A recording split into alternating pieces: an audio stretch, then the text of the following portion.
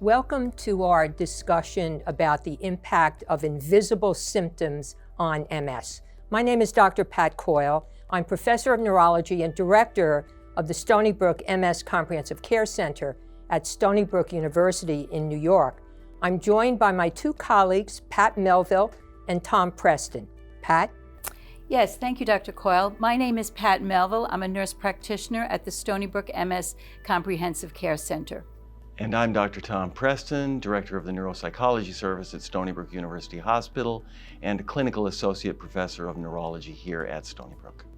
So today we're going to really be focusing on symptoms of MS, but with a particular emphasis on the invisible symptoms that can be so difficult to evaluate and manage.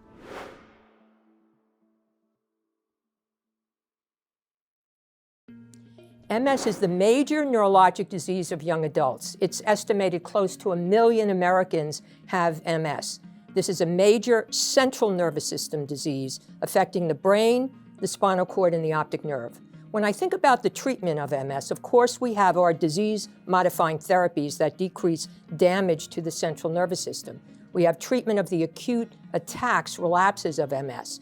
And a very important component is appropriate lifestyle choices, following a wellness program, and recognizing and optimally treating any comorbid conditions, because that helps CNS reserve. But the final important treatment involves the symptoms of MS, which can be both visible and invisible. Pat, can you tell us about visible versus invisible symptoms in MS? Yes, I'd be happy to. So in MS, you can have visible and invisible symptoms. Visible symptoms are what you might expect. Patients who might have difficulty with gait and needing to use a cane or a walker. Patients who might have tremor or spasticity. These are things that are going to be very visible to the naked eye.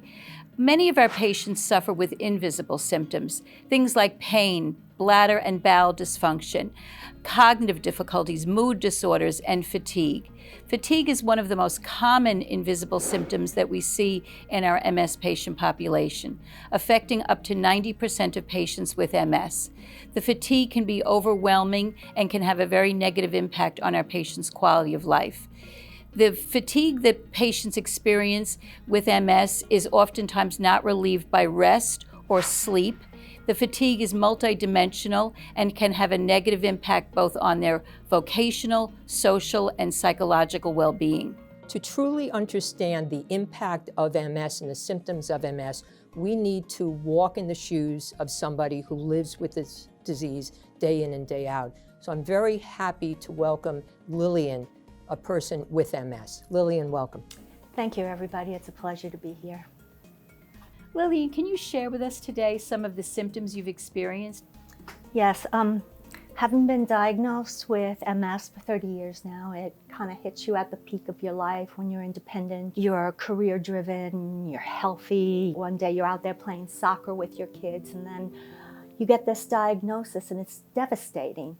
For me, I've had pain issues from spasticity and neuropathy.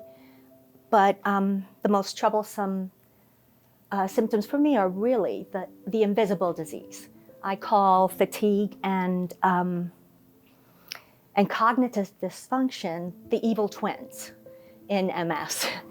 It is so hard to explain to someone who isn't experienced with MS what fatigue really, really is. I've gotten people saying, oh, just go upstairs and rest and then you can come to the party. You can't rest it away. You wake up, you sleep, you get a good night's sleep, you wake up and you're tired. And then cognitive fog. It's very difficult to explain because people just don't understand. I have closed down my circle of friends who really understand me, who don't get upset because I have to cancel or walk away from a conversation with several people, and I can't multitask anymore. I can only do one thing at a time. You know, I reread the same thing several times, and yet I have to reread it because it doesn't stay in. I think it's so important to hear what Lillian says, the dramatic impact of these invisible symptoms of fatigue and cognitive difficulties where somebody might look great.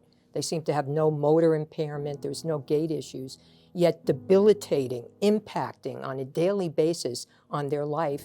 It's really important to hear that from the individual living with MS, so we have a great understanding of the impact of these invisible symptoms. And what we hope is to prevent them or develop truly effective treatments.